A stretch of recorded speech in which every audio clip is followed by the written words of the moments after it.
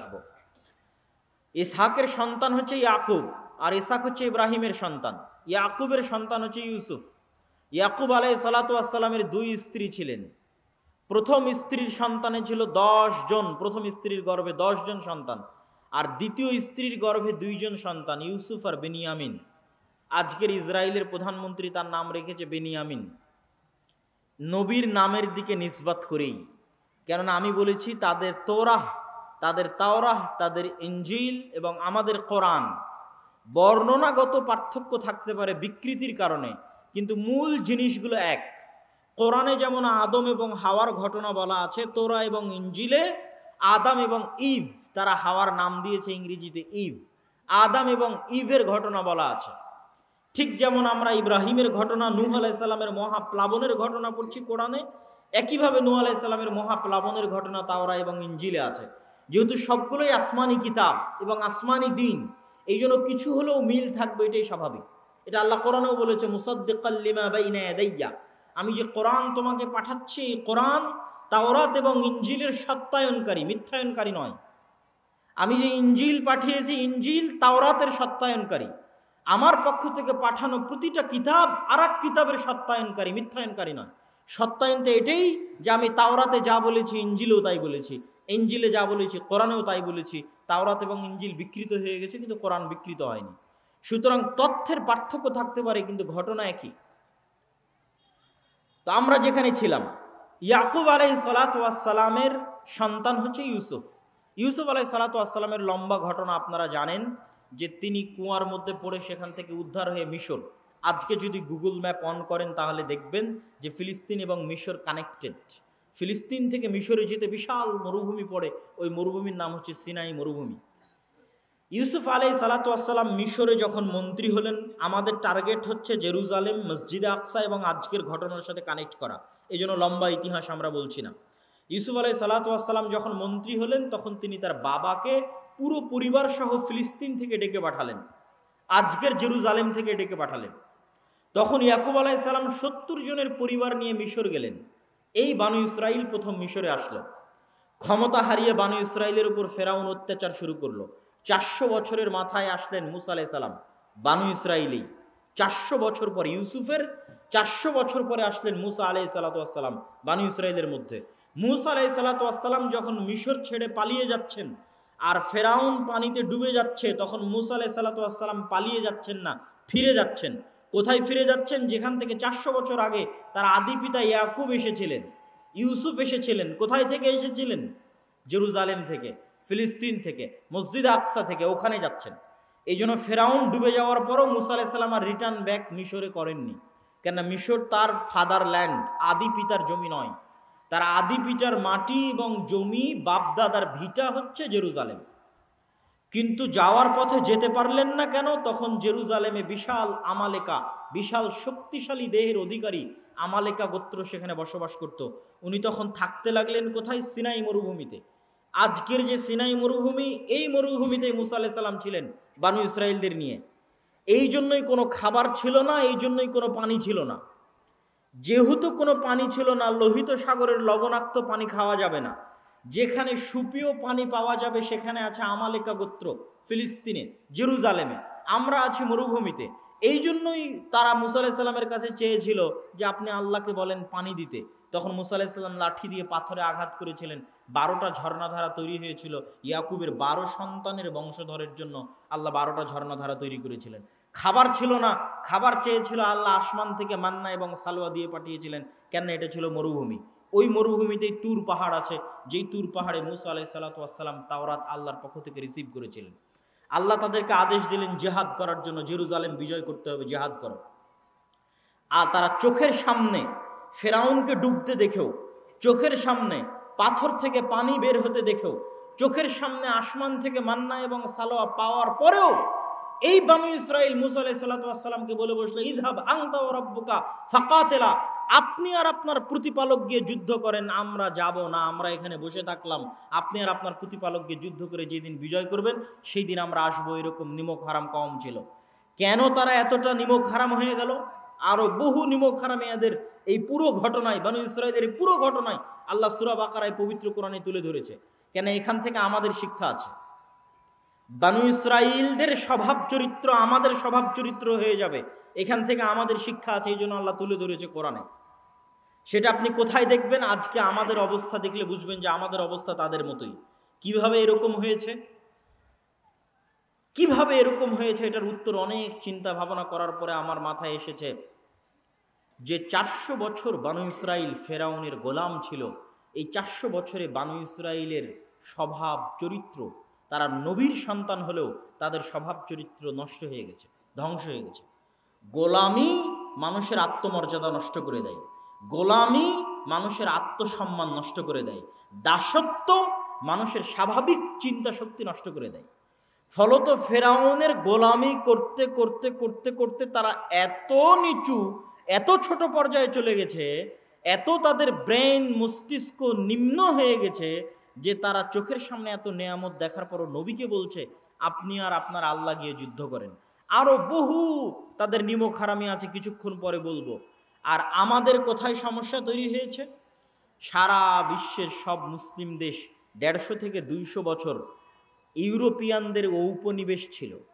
আপনারা যারা আজকে এখানে বসে আছেন, 1935-37 সালে শেরে বাংলা একে ফজলুল হকের যেই সরকার তৈরি হয়েছিল, উভয় বাংলার একমাত্র প্রধানমন্ত্রী, পশ্চিম বাংলা এবং পূর্ব বাংলার একমাত্র প্রধানমন্ত্রী শেরে বাংলা একে ফজলুল হকের যে সরকার তৈরি হয়েছিল, ওই সরকার জমিদারি প্রথা বিলুপ্ত না করলে আপনারা এই জমির দলিলও আপনাদের থাকতো না। কেন এগুলো একটা জমির মালিক আপনারা ছিলেন না, সব ছিল জমিদারেরা মালিক। কি পরিমাণ গোলামি থাকলে, তথা 100 বছরও হয়নি আপনাদের এই জমিরগুলোর মালিক হওয়া, এই জমির কাগজপাতির মালিক হওয়া, যে জমিগুলো আপনারা আজকে ভোগ করতেছেন এই বাংলাদেশে, এই জমির মালিক হওয়া আপনাদের 100 বছরও হয়নি। তাহলে এই অঞ্চলের মানুষ 150-200 বছর ব্রিটিশদের গোলামি করেছে। এই রকমই সারা পৃথিবীর প্রায় মুসলিম দেশ ইউরোপিয়ানদের গোলামি করেছে। যখন ফ্রান্সের আইফেল টাওয়ারের সামনে বসে বিড়ি খাচ্ছে, মদ খাচ্ছে, জুয়া খেলতেছে সব মুসলমান, এই সমস্ত মুসলমানগুলো কোথায় থেকে এসেছে খোঁজ নিয়ে জানলাম, সব এসেছে লিবিয়া থেকে, সব এসেছে মরক্কো থেকে। কেন? এই সমস্ত আফ্রিকান দেশগুলো ফ্রান্স শাসন করত। আফ্রিকান মুসলিম কান্ট্রিগুলো ছিল ফ্রান্স, ইতালি, স্পেনের উপনিবেশ। ফলত স্পেন, ফ্রান্স, ইতালির গোলামি করতে করতে করতে করতে এদের স্বভাব নষ্ট হয়ে গেছে। আর আমাদের স্বভাব নষ্ট হয়ে গেছে 150 থেকে 200 বছর ব্রিটিশদের গোলামি করতে করতে। ফলত আমরা জন্মগত গোলাম, রক্তের মধ্যে গোলামি আছে। এই জন্য আমরা স্বাভাবিক স্বাধীন চিন্তা করতে পারি না, আমাদের আত্মসম্মান নাই, আত্মমর্যাদা নাই। দেখবেন সকাল সন্ধ্যা গন্ডগোল, মারামারি, হিংসা, বিদ্বেষ। এরকম গণতন্ত্র, যেই গণতন্ত্র বাংলাদেশে আছে, এরকম গণতন্ত্র পৃথিবীর আর কোনো দেশে পাবেন না। গণতন্ত্র খারাপ কি ভালো সেটা আলাদা কথা, কিন্তু গণতন্ত্র তো ইংল্যান্ডে আছে, গণতন্ত্র তো আমেরিকায় আছে, কিন্তু ইংল্যান্ড এবং আমেরিকায় এরকম মারামারি, এরকম কাটাকাটি, এরকম হিংসা বিদ্বেষ কোনোদিন শুনেছেন? কথা বলেন, কোনোদিন দেখেছেন? কোনোদিনই পাবেন না। কেন? তাদের আত্মমর্যাদা আছে, তারা পৃথিবীকে শাসন করে এসেছে, ওরা হচ্ছে শাসক। আত্মমর্যাদা, আত্মসম্মানের কারণে এই পরিবেশ তৈরি হয় না, মারামারি, কাটাকাটি, হিংসা হিংসি, খামচা খামচির পরিবেশ তৈরি হয় না। পুলিশ বাহিনী পুলিশ বাহিনীর মতো কাজ করে, বিচার বিভাগ বিচার বিভাগের মতো কাজ করে, সরকার সরকারের মতো কাজ করে। 5 বছর পর পর ভোট দিয়ে মানুষ সরকার পরিবর্তন করে। কেউ ক্ষমতায় এসে মনে করে না যে আমি পুলিশকে আমার অধীনে নিয়ে চলে আসব, কেউ ক্ষমতায় এসে মনে করে না যে আমি বিচার বিভাগকে আমার অধীনে নিয়ে চলে আসব। কেন?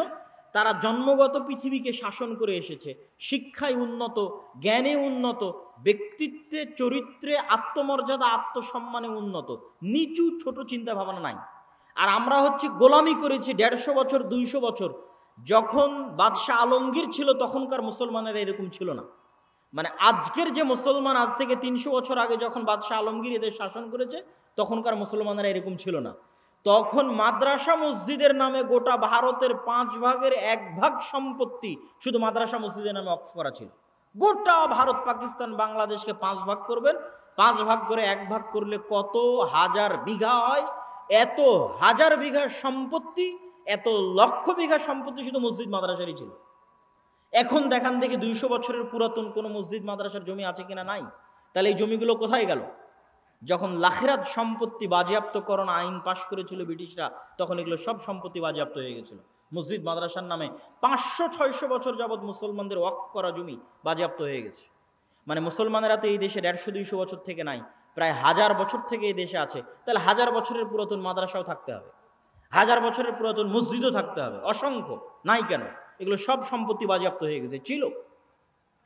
এই গোলামি মুসলমানদেরকে ধ্বংস করে দিয়েছে। ওই যে ফ্রান্সের আইফেল টাওয়ারের সামনে বসে বিড়ি খাচ্ছে, এগুলো সব মুসলমান। একটা মদখোর, একটা জুয়াখোর, একটা অধপতিত, নিম্ন, অশিক্ষিত, মূর্খ জাতিতে পরিণত হয়ে গেছে। ঠিক বানু ইসরায়েলেরা যেমন 300 বছর 400 বছর ফেরাউনের গোলামি করে ধ্বংস হয়ে গেছে, আমাদের অবস্থা হচ্ছে গোলামি করতে করতে আমরা ওই পর্যায়ে চলে গেছি। সম্মানিত উপস্থিতি, এই বানু ইসরায়েলদের যখন এই আচরণ দেখলেন, তখন মুসা আলাইহিস সালাতু ওয়াস সালাম কষ্ট পেলেন। কষ্ট পেয়ে তিনি আল্লাহর কাছে দোয়া করলেন, হে আল্লাহ, আমার মৃত্যু যেন জেরুজালেমের এত নিকটে হয়, যেখান থেকে একটা ঢিল নিক্ষেপ করলে আমার কবরে এসে পড়ে, বা এই মসজিদে আকসা থেকে একটা ঢিল নিক্ষেপ করলে যেন আমার কবরে এসে পড়ে, এত নিকটে আমার মৃত্যু, বা আমার দাফন এবং আমার কাফনের ব্যবস্থা করিয়েন। এটা বুখারীর হাদিস।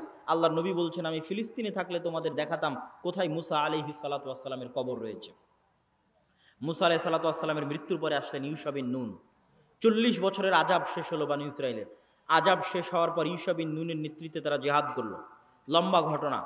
জিহাদের দিন আল্লাহ সূর্য থামিয়ে দিলেন। যুদ্ধের দিন পৃথিবীর ইতিহাসে প্রথম একবার মাত্র আল্লাহ সুবহানাহু ওয়া তাআলা সূর্য থামিয়ে দিয়েছিলেন। সেই দিন এই দিন, যেই দিন জেরুজালেম মসজিদ আকসা বিজয় হবে, সেই দিন ইউশা বিন নুনের নেতৃত্বে মসজিদ আকসা বিজয় করতে গিয়ে শুক্রবার বিকেল হয়ে গেছে। শুক্রবারের সন্ধ্যা নামলে শনিবারের দিন শুরু হবে। শনিবারের দিন শুরু হলে যুদ্ধ বিগ্রহ নিষিদ্ধ। সেই দিন অনুযায়ী, মুসা আলাইহিস সালামের দিন অনুযায়ী, তাওরা অনুযায়ী শনিবারের দিন শুরু হলে যুদ্ধ বিগ্রহ নিষিদ্ধ। শুক্রবার সন্ধ্যা হলেই যুদ্ধ বিগ্রহ নিষিদ্ধ হবে। এই জন্য ইউশা বিন নুন আল্লাহর কাছে দোয়া করলেন, আল্লাহুম্মা হবিস আলাইনা ইয়া শামস ইন্নাকা মা'মুরা ওয়া আনা মা'মুরুন। হে সূর্য, তুমি আদিষ্ট আর আমিও আদিষ্ট। হে আল্লাহ, এই সূর্যকে আপনি আমাদের উপর থামিয়ে দিন, যেন যুদ্ধ শেষ করে বাইতুল মুকাদ্দাস মসজিদে আকসা বিজয় করতে পারি। আল্লাহর নবী বলছেন যে ইন্না শামসা লাম তুহবাস লিবাশারিন, পৃথিবীতে কোনোদিন সূর্য কোনো মানুষের জন্য থামেনি, ইল্লা লিইউশা বিন নুন, একমাত্র ইউশা বিন নুন এবং বানু ইসরাইলের জন্য আল্লাহ সূর্য থামিয়ে দিয়েছিলেন, যেন তারা মসজিদে আকসা বিজয় সম্পূর্ণ করতে পারে। কত বড় নিমক হারাম জাতি! চোখের সামনে দেখলো সূর্য থেমে গেছে। এই সূর্য থামানোর মাধ্যমে আল্লাহ তাদের মসজিদে আকসা বিজয় করার সুযোগ দিলেন। এবার আল্লাহ তাদেরকে আদেশ দিচ্ছেন, শোনো, যখন তোমরা কারিয়ায় প্রবেশ করবে, আমি তাদেরকে বলে দিলাম, যখন তোমরা এই শহরে প্রবেশ করবে, তখন তোমরা বলবে হিত্তাতুন নাগফির লাকুম, তোমরা মুখে উচ্চারণ করবে হিত্তাহ, আমি তোমাদের ক্ষমা করে দিব। হিব্রু ভাষায় হিত্তা হচ্ছে আস্তাগফিরুল্লাহ, আরবিতে আস্তাগফিরুল্লাহ আল্লাযী লা ইলাহা ইল্লা হুয়াল হাইয়ুল কাইয়্যুম ওয়া আতুবু ইলাইহি, বা আরবিতে আস্তাগফিরুল্লাহ হচ্ছে হিব্রুতে হিত্তা। তোমাদের যে এত বড় অপরাধ, এত বড় গুনাহের পরও আমি মসজিদ আকসা বিজয় করার সুযোগ দিচ্ছি, তোমরা যখন জেরুজালেমে প্রবেশ করবে মুখে বলবে আস্তাগফিরুল্লাহ, আর মাথা থাকবে নিচু, সিজদারত অবস্থায় এই শহরে প্রবেশ করবে। এবার আল্লাহ নিজে কোরআনে বলছে, আল্লাহ সুবহানাহু ওয়া তাআলা নিজে কোরআনে বলছে যে এই বানু ইসরাইল যখন আল্লাহ সুবহানাহু ওয়া তাআলার এত বড় নিয়ামত দেখার পরও জেরুজালেমে প্রবেশ করলো, তখন পিছন আগে দিল, মাথা আগে নয়, মাথা উঁচু রেখে পিছন আগে ঠেলে শহরে দিল, আর মুখে উচ্চারণ করলো হিনতাতুন। হিনতাতুন মানে হচ্ছে গমের দানা। বলেন নাউজুবিল্লাহ। কত বড় নিমক হারাম কম! চোখের সামনে দেখলো যে আল্লাহ সূর্য থামিয়ে দিয়েছে, তবু আল্লাহর এই উপস্থিত আদেশ লঙ্ঘন করে দিল। সম্মানিত উপস্থিতি, এই জন্যই রাসূলুল্লাহ সাল্লাল্লাহু আলাইহি ওয়াসাল্লাম যেদিন মক্কা বিজয় করেছিলেন, পড়ে দেখবেন, রাসূল সাল্লাল্লাহু আলাইহি ওয়াসাল্লাম যেদিন মক্কা বিজয় করেছেন, ওই দিন যেই দিক মক্কা শহরের উঁচু, সেই দিক থেকে নামবেন। তো মক্কা শহরের উঁচু দিক থেকে নামছিলেন, এমনিতেই উট হেলেছিল। রাসূলুল্লাহ সাল্লাল্লাহু আলাইহি ওয়াসাল্লাম তার মস্তক আরও হেলিয়ে দিলেন। সাহাবীরা বলছে উটের যে হাওদাজ আছে, সেই হাওদাজের সাথে তার কপাল লেগে গেল, আর তিনি মুখে আল্লাহ সুবহানাহু ওয়া তাআলার তাসবিহ, আল্লাহ সুবহানাহু ওয়া তাআলার প্রশংসা পাঠ করতে থাকলেন, আর মক্কায় প্রবেশ করতে থাকলেন। এটা হচ্ছে বানু ইসরাইলের বিপরীত আচরণ। মুহাম্মদ সাল্লাল্লাহু আলাইহি ওয়াসাল্লাম আল্লাহর শুকরিয়া আদায় করছেন এবং আল্লাহকে সিজদা করে, মক্কা আল্লাহ বিজয় করার সুযোগ দিয়েছে, আল্লাহকে সিজদা করে চলন্ত অবস্থায় তিনি সিজদারত অবস্থায়, তাসবিহরত অবস্থায় মক্কায় প্রবেশ করেছেন। সম্মানিত উপস্থিতি, এই নিমক হারামিগুলো হচ্ছে আমাদের মধ্যে প্রবেশ করেছে। আল্লাহ তাদের এই নিমক হারামির জন্য বড় বড় শাস্তি দিয়েছে। দুইবার আল্লাহ সুবহানাহু ওয়া তাআলা তাদেরকে শাস্তি দিয়ে ধ্বংস করে দিয়েছে। আর যখন ইয়াহইয়া আর জাকারিয়াকে হত্যা করেছে এই কওম, তখন আল্লাহ তাদের চিরদিনের জন্য অভিশপ্ত করে দিয়েছে। গায়রিল মাগদুবি আলাইহিম, চিরদিনের জন্য অভিশপ্ত করে দিয়েছে। ইউশা বিন নুনের পরে এই জেরুজালেমে শাসন কায়েম করলেন দাউদ আর সুলাইমান। অন্তত 200-300 বছর পরে হবে দাউদ আর সুলাইমান এখানে শাসন কায়েম করলেন। পৃথিবীর সবচেয়ে বড় রাজত্ব কায়েম হলো জেরুজালেমে। আর মসজিদে আকসা দ্বিতীয়বার নির্মাণ করলেন সুলাইমান আলাইহিস সালাতু ওয়াস সালাম। দাউদ এবং সুলাইমানের আরও পরে চলে আসেন ওয়াইদ ক্বালাত ইমরাতু ইমরান রাব্বি ইন্নী নাযারতু লাকা মা ফি বাতনি মুহাররারান ফাতাকাব্বাল মিন্নি। যখন ইমরানের স্ত্রী আল্লাহর কাছে দোয়া করলো, আল্লাহ আমার পেটে যে সন্তান আছে আপনার রাস্তায় ওয়াকফ করে দিলাম। ফালাম্মা ওয়াদাআতহা ক্বালাত রাব্বি ইন্নী ওয়াদাতুহা উনসা। যখন সন্তান প্রসব হলো বলছে মেয়ে সন্তান প্রসব করেছি, এখন কি হবে? সেই মেয়ে সন্তান হলো মারিয়াম, যাকে এই মসজিদে আকসা পরিষ্কার পরিচ্ছন্ন রক্ষণাবেক্ষণের দায়িত্ব দেওয়া হলো। তাহলে এই যে এতগুলো নবীকে আমরা এই মসজিদের সাথে সম্পৃক্ত করে দিলাম, কতগুলো নবীকে, ইব্রাহিম থেকে শুরু করে, ইসহাক ইয়াকুব থেকে শুরু করে, ইউসুফ থেকে শুরু করে, মুসা থেকে শুরু করে, দাউদ সুলাইমান থেকে শুরু করে মারিয়াম পর্যন্ত। মারিয়ামের ছেলে ঈসা এই শহরে জন্মগ্রহণ হয়েছে, ঈসা আলাইহিস সালাতু ওয়াস সালাম। তারা বলে ঈসা আলাইহিস সালাতু ওয়াস সালামকে তারা বলে জেসাস, আর মারিয়ামকে বলে মা মেরি, আর মুসা আলাইহিস সালাতু ওয়াস সালামকে বলে মোজেস। নাম একই, ব্যক্তি একই, উচ্চারণের পার্থক্য। এটার সাথে আরও একজনকে যুক্ত করে দিতে হবে মসজিদে আকসার সাথে, তিনি হচ্ছে লূত আলাইহিস সালাতু ওয়াস সালাম। আল্লাহ সুবহানাহু ওয়া তাআলা কোরআন মাজিদে বলছেন ওয়ানাজ্জাইনাহু ওয়া লূতান ইলাল আরদিল্লাতী বারাকনা ফিহা লিল আলামিন। আমি লূতকে এবং ইব্রাহিমকে ওই মাটিতে আশ্রয় দিয়েছি যেই মাটিতে আমি বরকত রেখেছি সারা পৃথিবীর মানুষের জন্য। বলেন আল্লাহু আকবার। সারা পৃথিবীর মানুষের জন্য বরকত রেখেছি ওই মাটিতে যেই মাটিতে আমি ইব্রাহিম আর লূতকে আশ্রয় দিয়েছি।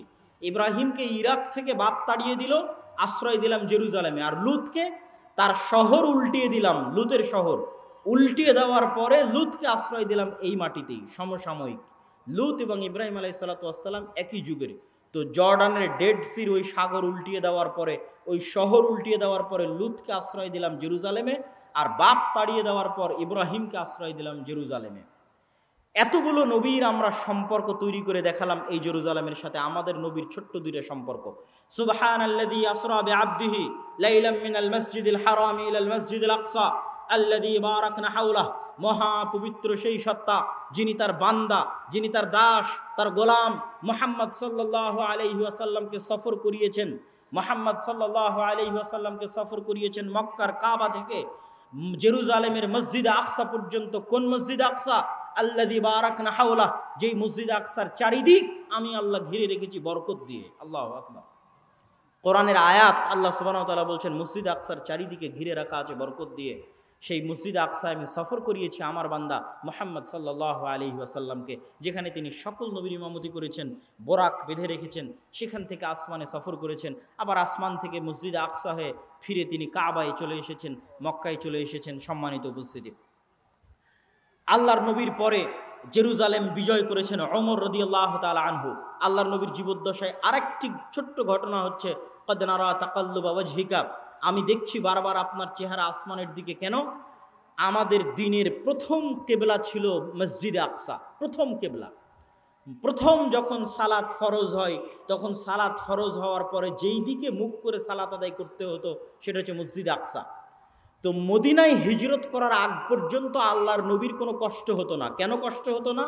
আল্লাহর নবী কাবা ঘরের এমন জায়গায় দাঁড়াতেন, মসজিদে আকসা মুখী হয়ে সালাত আদায় করার জন্য কাবার এমন জায়গায় দাঁড়াতেন যে কাবাও সামনে হতো, মসজিদে আকসার দিকেও মুখ হতো। এটা কঠিন কিছু না, আপনি তো কাবার চারিদিকে মুখ করে সালাত আদায় করতে পারবেন। তো আমি কাবার এমন দিকে মুখ করে সালাত আদায় করতাম যেই দিকে মুখ করে সালাত আদায় করলে সামনে কাবা, আবার কি পড়বে? মসজিদে আকসা জেরুজালেম পড়বে।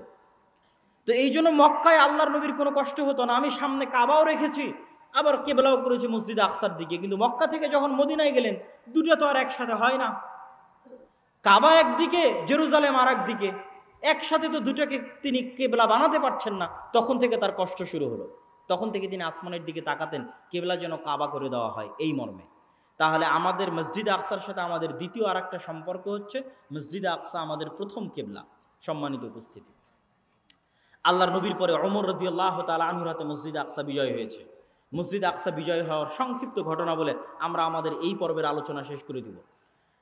আল্লাহর নবীর পরে ওমর রাদিয়াল্লাহু তাআলা আনহুর হাতে মসজিদ আকসা বিজয়ের যেটা সংক্ষিপ্ত ঘটনা, সেই সংক্ষিপ্ত ঘটনা হচ্ছে মসজিদ আকসা বিজয়ের পূর্বে সবচেয়ে বড় যে যুদ্ধ, সেই যুদ্ধের পূর্বে ওমর রাদিয়াল্লাহু তাআলা আনহু খালিদ বিন ওয়ালিদকে প্রধান সেনাপতির পদ থেকে অপসারণ করেছিলেন, আর আবু উবাইদা ইবনুল জাররাহকে প্রধান সেনাপতির দায়িত্ব দিয়েছিলেন।